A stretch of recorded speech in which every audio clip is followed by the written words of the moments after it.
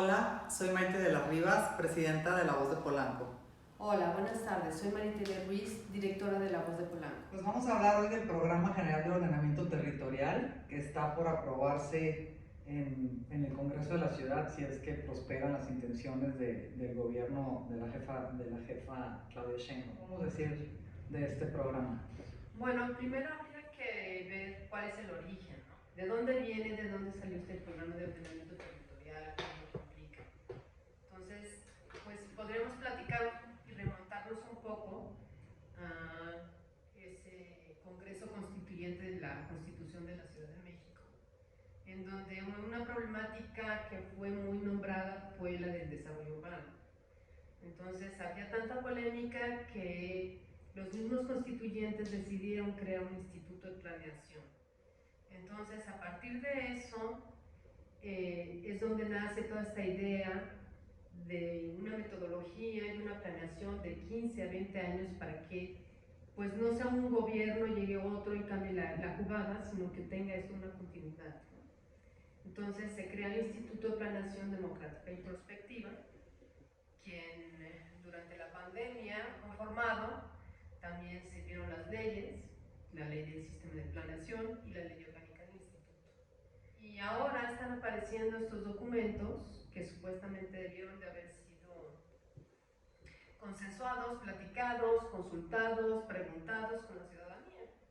Entonces aparece el programa de ordenamiento territorial que va a sustituir el programa de desarrollo urbano, el antiguo Programa General de Desarrollo Urbano. Que eso es muy importante que la audiencia lo entienda, que el Programa General de Ordenamiento Territorial es un plan de desarrollo urbano de la ciudad para los próximos 15 o 20 años. 15 Eso, años, eso es lo que quiere decir. O sea, están presentando un programa que es un plan de desarrollo urbano, como lo se hace en cualquier municipio, estado, etc. Y para entender un poquito esto a veces es complicado, hay muchas cuestiones técnicas, muchos instrumentos, etc. Pero básicamente para el ciudadano común, pues está la división de la zonificación del suelo, ¿no? Entonces tenemos una zonificación primaria, que está el área urbana y antes el área de conservación, y actualmente están metiendo una tercera que es la rural.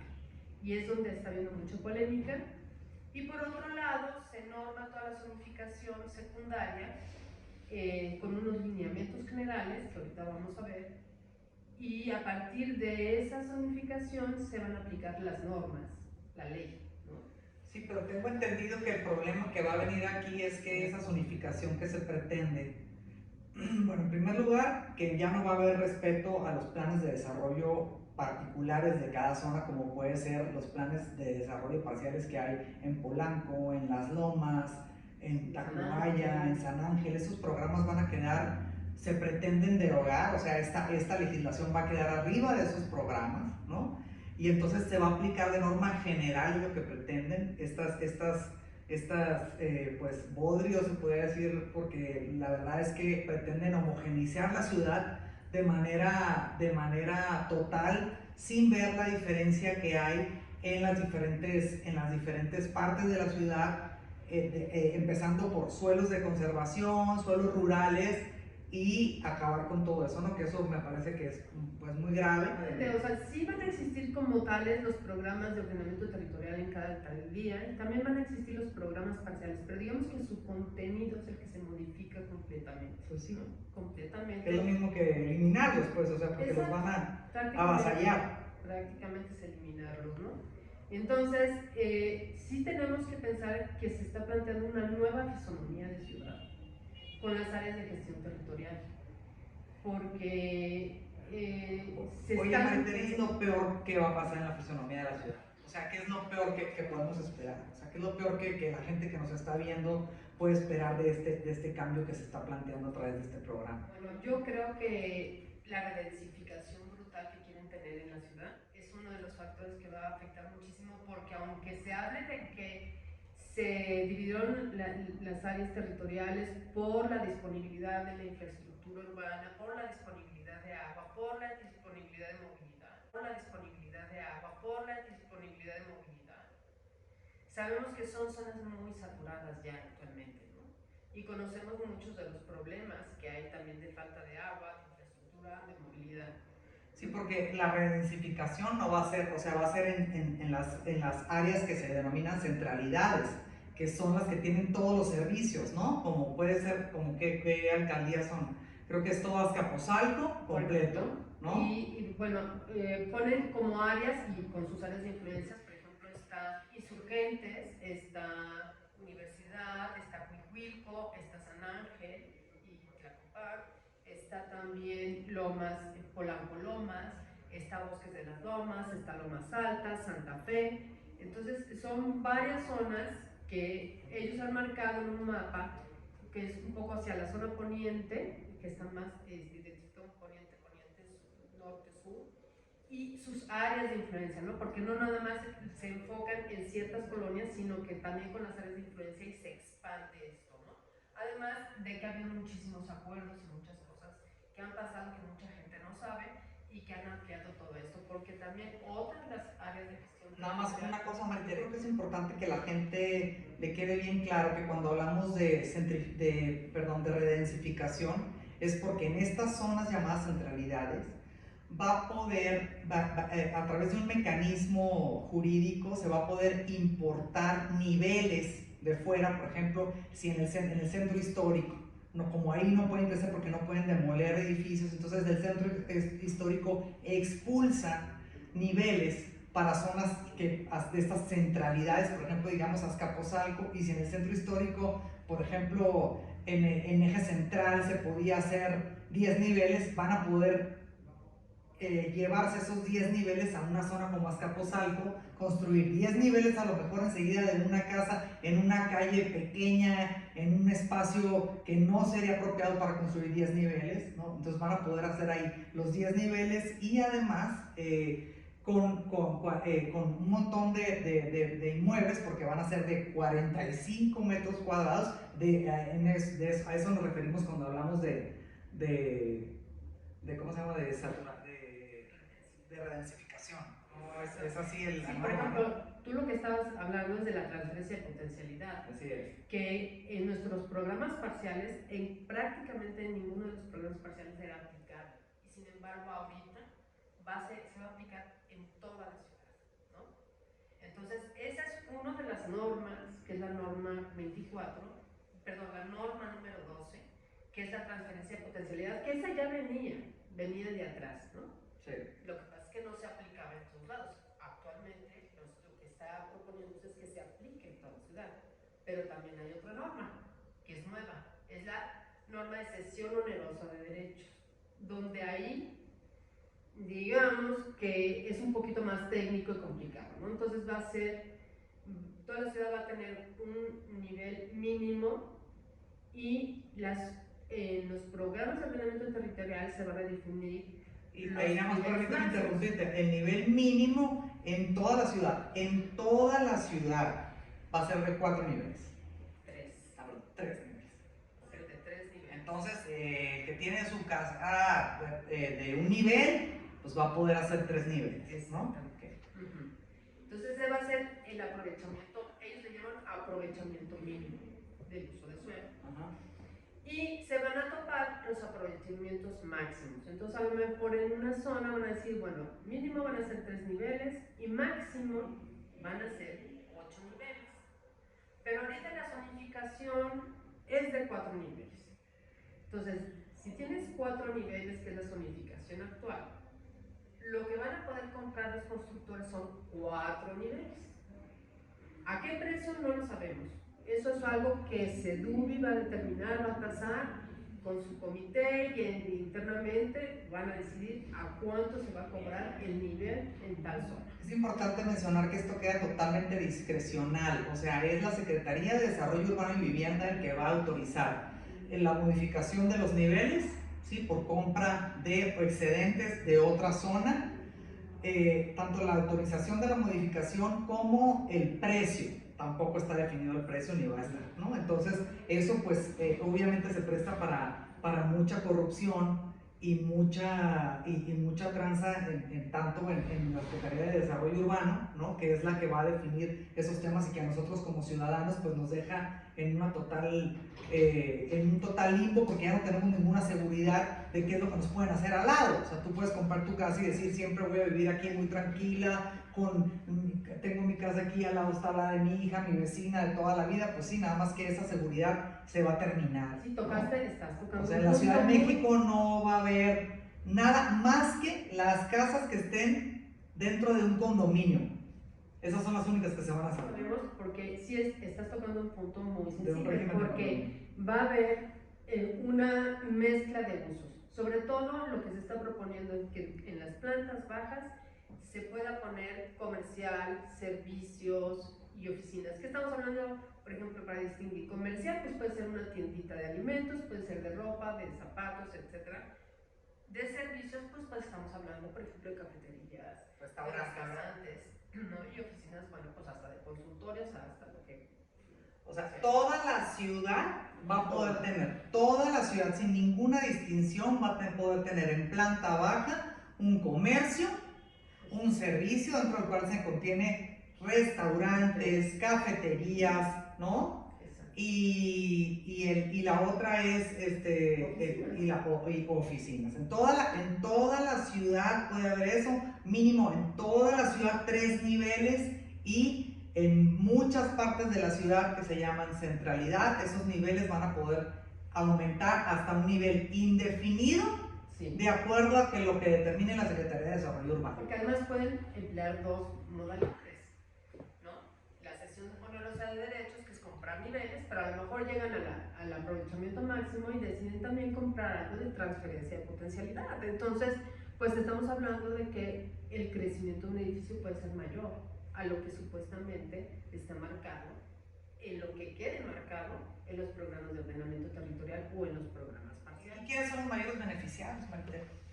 ¿Quién crees tú que son los mayores beneficiarios? Porque si nosotros nos juntamos y en nuestras casas decimos vamos a hacer un edificio, no creo que esté tan fácil. Bueno, no, porque además aquí también habría que incluir un poco una norma y un área de gestión territorial también que está marcada así, que es la vivienda adecuada e incluyente.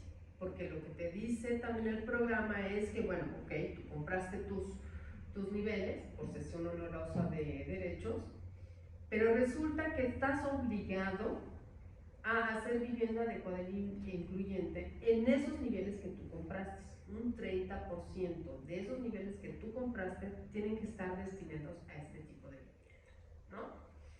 Este tipo de vivienda va a estar en un promedio de entre 30 metros cuadrados a 45 metros cuadrados. Y más o menos, con las medidas de UMA, va a estar en un precio máximo de 1,5 millones de pesos, ¿no?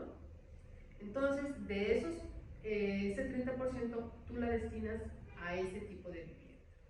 Ese tipo de vivienda va a ir a personas que se van a registrar en un padrón que va a elaborar la Secretaría de Desarrollo Urbano y Vivienda, y que como característica principal el que se registre ahí no tiene que tener vivienda, o sea, no tiene la facilidad de tener una vivienda.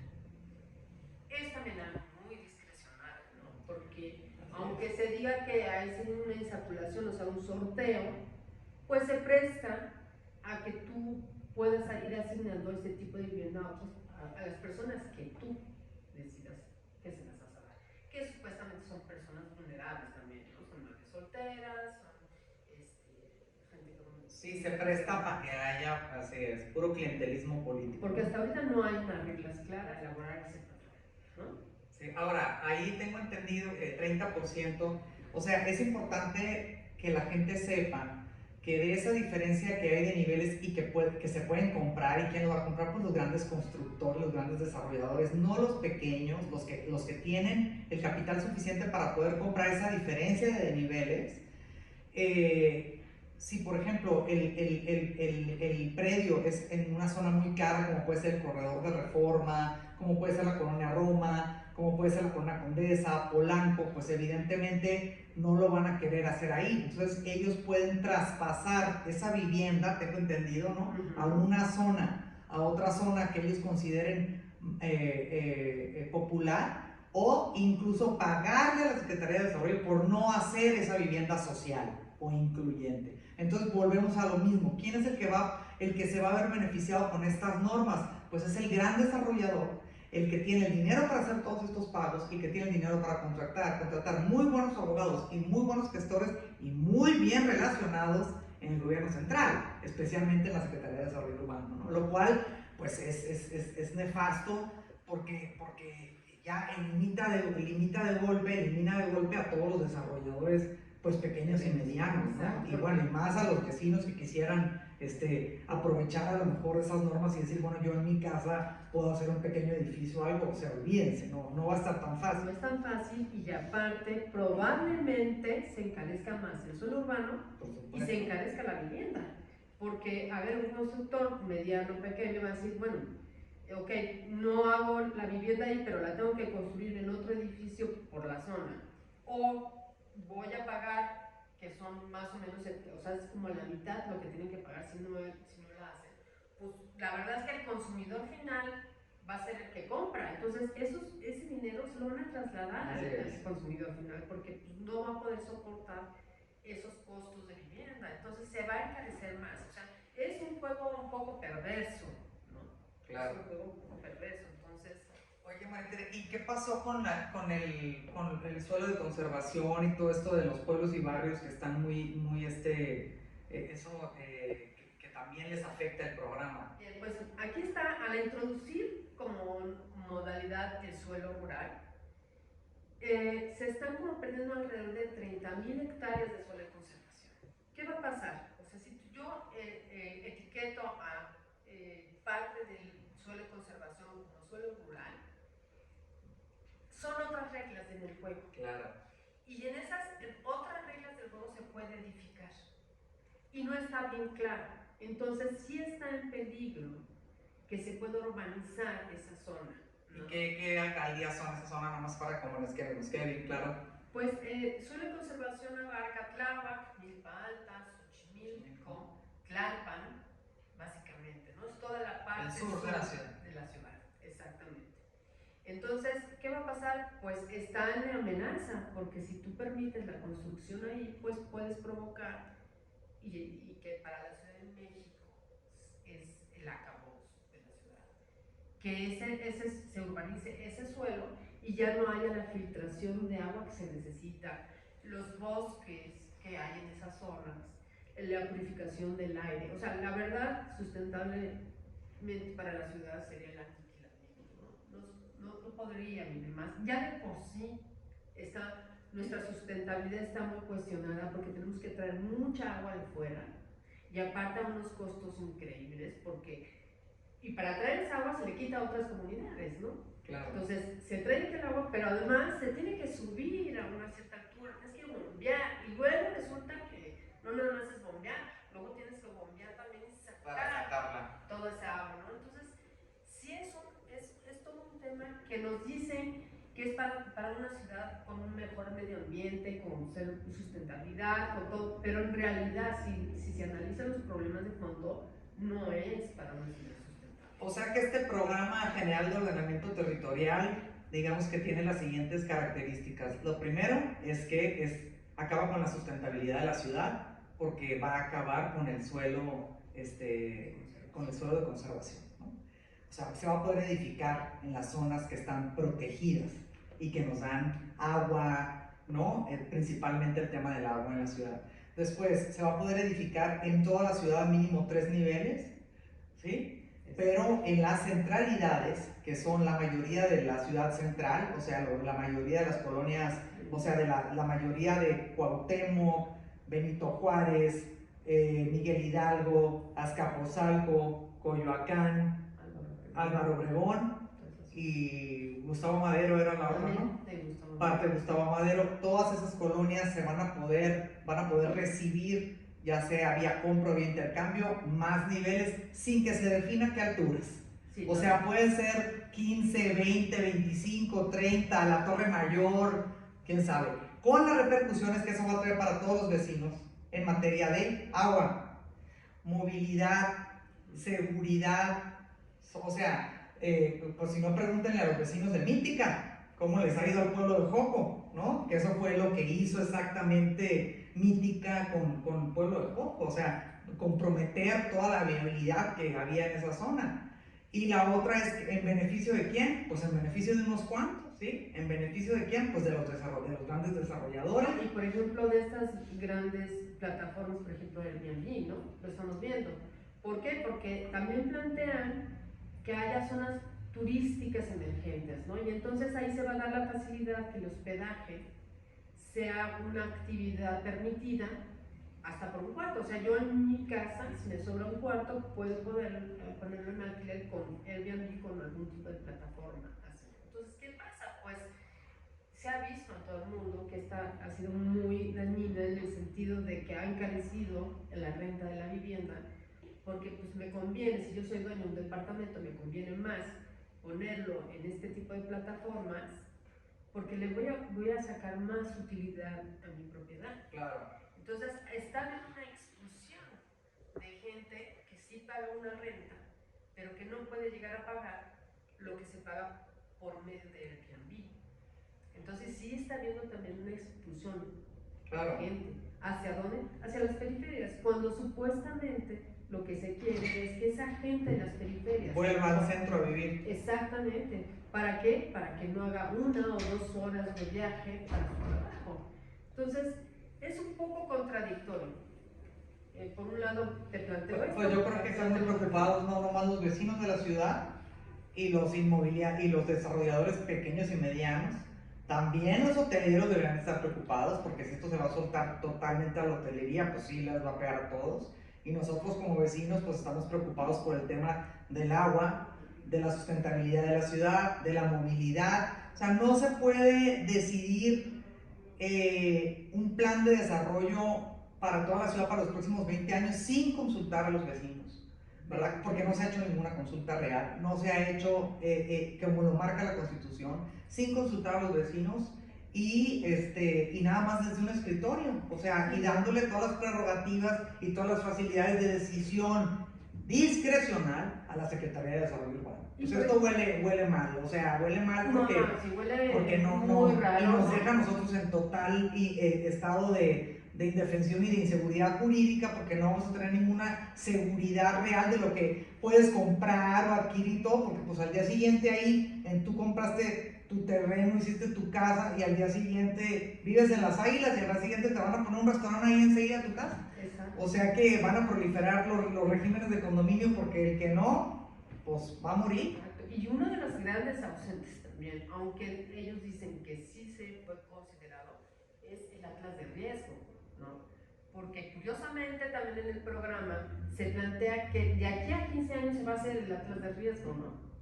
Pero si tú estás proponiendo una redensificación brutal, por ejemplo, en Paseo de la Reforma, donde abarca zonas de alta sismicidad, pues ¿dónde quedó eso? Porque además eso también encarece la construcción, ¿no? Una zona altamente sísmica tiene que tener unos excelentes cimientos, tiene que tener eso cuesta mucho. Y eso se refleja en el precio de la vivienda, ¿no? Pero pues sí dicen que pues están haciendo el atlas de riesgo, por ejemplo. O están haciendo el diagnóstico, porque curiosamente en el documento, cuando sale el capítulo de diagnóstico, pone el proceso, ¿no? Entonces, sí es como surrealista, ¿no? Lo que está pasando en el programa general de Seguridad. Muy bien, pues yo creo que eso es por lo que los vecinos, todos los vecinos de la ciudad debemos de estar en contra de este programa, ¿verdad? Y debemos de manifestarnos como tal, debemos de exigir que se nos tome en cuenta en la elaboración, porque las necesidades y la problemática que hay en una colonia como, no sé, Clavería, en Azcapotzalco, es muy diferente de lo que está pasando en Coyoacán, de lo que está pasando en Álvaro Obregón, de lo que pasa en Iztapalapa, en la Gustavo Madero, en Venustiano Carranza, en Miguel Hidalgo. O sea, no se puede establecer un programa general que nos va a regir, que va a regir el desarrollo de la ciudad a partir de un escritorio, sin conocer la problemática real. ¿Y quiénes son los que conocen la problemática real de su entorno, los vecinos? No hay más, exigimos ser escuchados. A la jefa de gobierno le exigimos que escuche a los vecinos y realmente tome en cuenta las necesidades que hay en toda la ciudad, porque esto que está haciendo está otorgando prerrogativas totalmente discrecionales a la Secretaría de Desarrollo Urbano en beneficio de los grandes constructores y en detrimento de toda la ciudadanía.